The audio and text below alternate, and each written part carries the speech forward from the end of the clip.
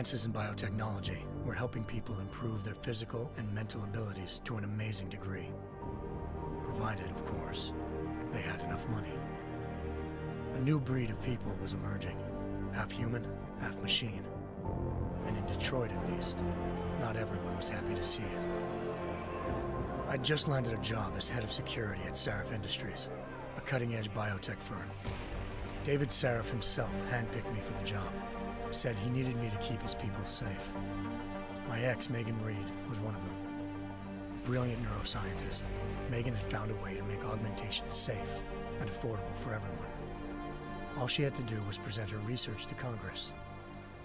But the night before her big meeting, my security measures failed. A team of Black Op mercenaries stormed into Sarif headquarters, massacring everyone in sight. 3 of the mercs were heavily augmented walking tanks. Their mission? Take out Megan and her team. I tried to stop them, but their leader tossed me through a plate glass wall. Last thing I heard as his bullets slammed into my brain was Megan's dying scream. I should have died with her. Only I didn't. High-end military-grade enhancements saved my life. The best augmentation Sarif's money could buy. It took me half a year to get a feel for her. Should have taken longer. But 6 months into my recovery, Sarif Industries was attacked again. This time, by a radical group of pro-human purists. Violent, militant, and fanatically opposed to human augmentation.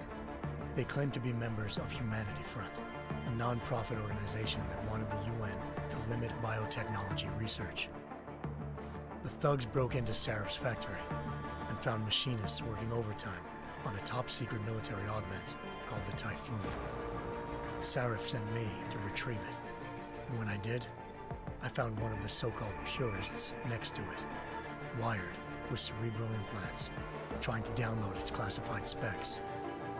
Obviously, something more was going on. The AUG killed himself before I could question him.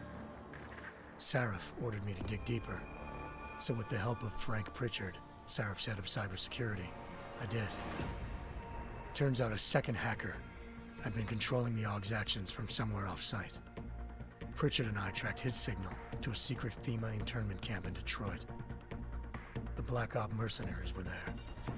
The same mercs who'd left me for dead 6 months before. Figured they'd try again when they saw me. Wasn't so easy for them this time. I took out the tank named Barrett, even got him to give me a new lead. A penthouse apartment in China.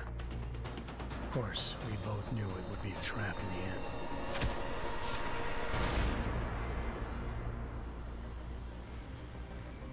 Hengsha Island, China. Home to a city so crowded, they had to build a second city on top of it. Trying to find clues in Hengsha wouldn't be easy. Lucky for me, I wasn't alone. Farida Malik, Sarif Industries' ace pilot, had lived in Hengsha before. A good person to have on your side. She knew enough about the place to get me around. Malik dropped me in the lower city, close to the penthouse Barrett had told me about. Bell Tower Associates, a private security firm under contract to the Chinese government, had agents tossing the suite when I arrived. Just not for the reason I'd been expecting. Turns out the man who lived there was a criminal hacker named Van Bruggen. The same hacker who'd been remotely controlling the AUG in Sarif's factory. Van Bruggen's panicked decision to force the man to commit suicide had been a mistake. Now his mercenary partners were gunning for him, and I needed to find him before they did. Locating Van Bruggen meant playing nice with the Triads, Hengsha's organized crime lords. They had the hacker holed up inside a low-rent capsule hotel. By the time I found him, Van Bruggen had no qualms giving up the woman who hired him. Zhao Yunru, president of the Taiyang Medical Corporation. According to Van Bruggen, Zhao wanted to monopolize the augmentation industry and had hired Black Op mercenaries to destabilize her competition. Sarif Industries was at the top of her list. To prove this, I needed to get inside TYM and grab a surveillance hologram off a server. I suspected Van Bruggen was hiding something when he told me this. but nothing could have prepared me for what I saw. Megan wasn't dead. She and her 4 best researchers had been kidnapped, spirited away somewhere while their kidnappers made it look like they were dead.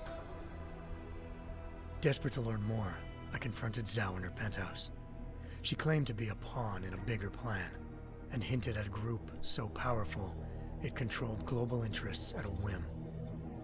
Then she slipped into a panic room and hit the alarm, forcing me to make a very quick exit. I figured Zhao was lying, but part of her confession made sense. David Sarif had been worried about his people. So worried, he'd required all of them to have subdermal locator devices surgically implanted. The GPOs would have been broadcasting the day of the attack. But Zhao said a single call to Picus, the world's leader in global 24-hour satellite news, had turned those signals off. I needed to fly to Picus headquarters in Montreal if I wanted to learn more.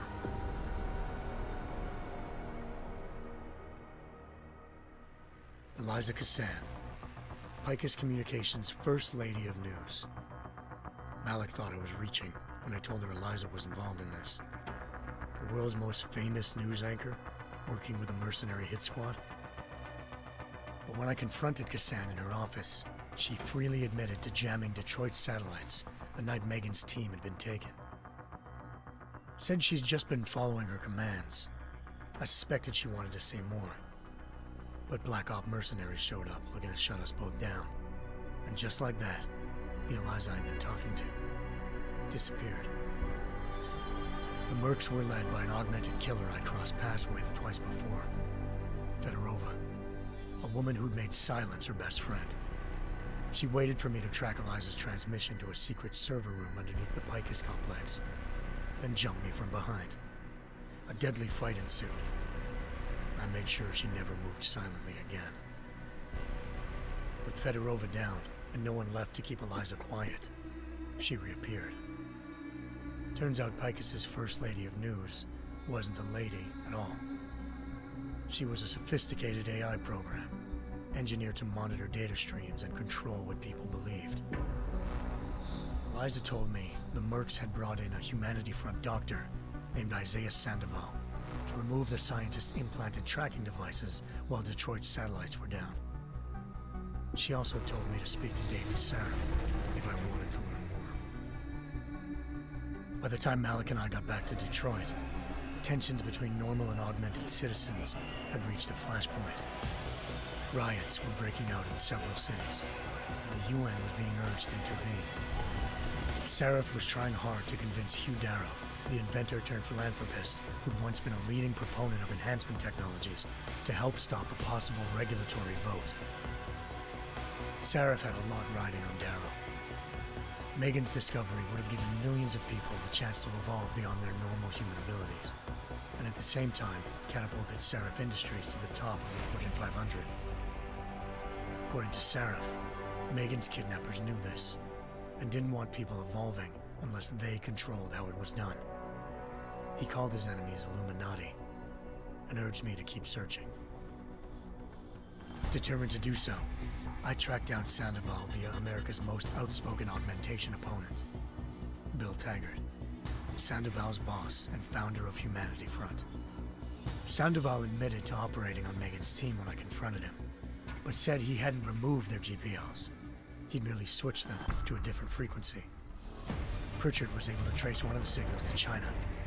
Malik and I immediately took off in pursuit. Unfortunately, the Illuminati were one step ahead.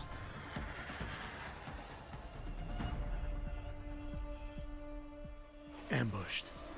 Shot out of the sky by Bell Tower Associates, seconds after entering Hengsha's airspace. Malik's piloting skills saved me. After a tense and bitter struggle, I escaped into Lower Hengsha. The tracking signal I was following led straight to the Triads, or more specifically, to the augmented arm of Tong Si-hung, leader of a gang of augmentation harvesters. Tong said they'd taken the arm off a corpse, which Bell Tower had left at their door, meaning at least one of Sarif's scientists was dead. Maybe not the rest of them, though. Tong pointed me to a port used for human trafficking and helped me slip aboard a bell tower ship. It was sailing to Rifleman Bank Station, a military base in the South China Sea. Bell Tower was holding kidnapped civilians as prisoners there, and using them to perfect the Chiron Project, a human-computer interface that left most of its test subjects dead. My search for Megan would have ended then, if not for a mysterious ally named Quinn.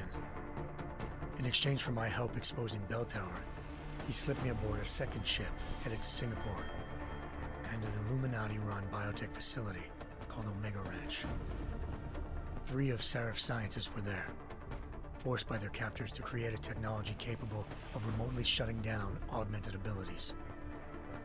Thanks to an emergency recall notice issued by the World Health Organization, millions of people all over the world already had the biochip installed.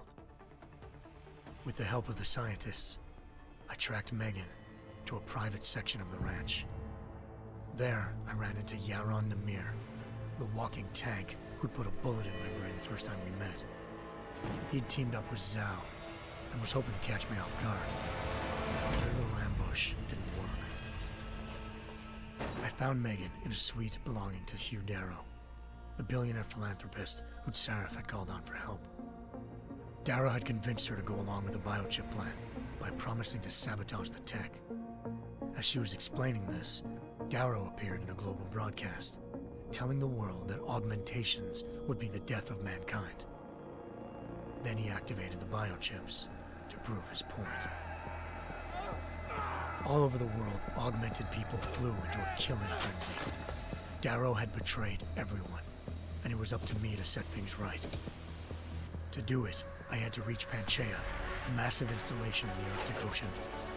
As I raced through corridors built by an all-augmented workforce, I saw death and destruction firsthand. By the time I shut down Darrow's broadcast, I knew the damage he'd done.